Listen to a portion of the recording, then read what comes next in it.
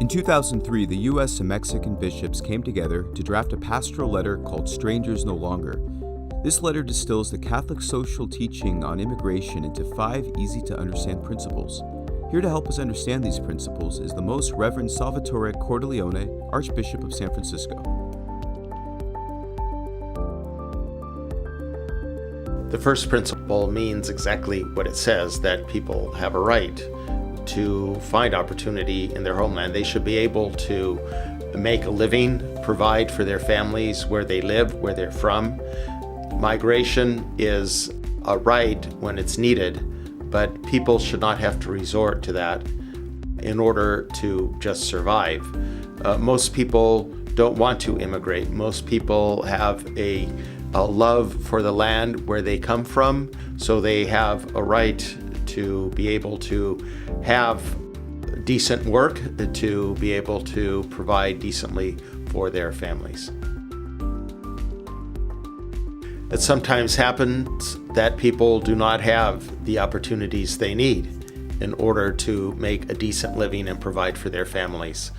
In these cases, they have a right to migrate to find that opportunity in other countries.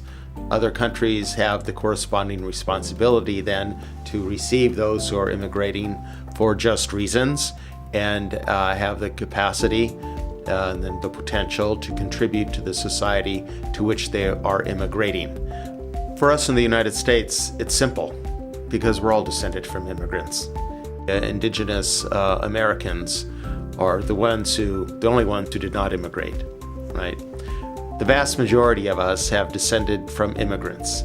They came here because this was a land of promise, a land of opportunity, and they were committed to working hard and using their talents to provide for their families and contribute to the good of our society. The right of sovereign nations to control their borders is a right for nations to provide for the security of their people and to protect their people. It is not only human beings who cross borders, but sometimes human beings bring things with them that can harm the society, whether that's drug trafficking, whether that's weapons, whether that's trafficking other human beings. So certainly nations have the right, indeed the need and responsibility to control their borders for the purposes of protecting their people, providing for their security and their general welfare. Many people are fleeing situations of violence where their lives are at risk. These are refugees and asylum seekers. They have a right as well to be received in a country where they can find protection and be safe from the harm that threatens them in their homeland. These people should not be returned to certain death where they come from. Again, people generally do not want to leave their homelands. It's only because of an extreme hardship. I was an auxiliary bishop in the Diocese of San Diego. I had served in the Imperial Valley, which is in the southeastern corner of California, right on the border there. I was asked to go there to celebrate a Mass at a cemetery in the desert not far from the border of 200 unmarked graves. There were people who were found dead in the desert. They were in such desperation trying to cross to find an opportunity to provide for their families.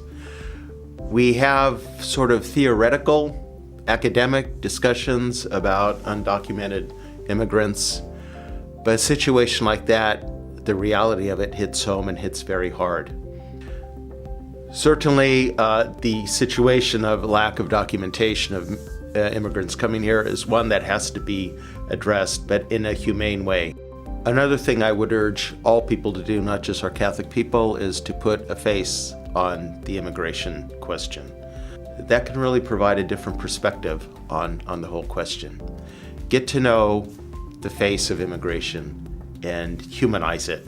While we still have certain values we retain, understanding the perspective of others and seeing the issue from their point of view helps us to come to some consensus.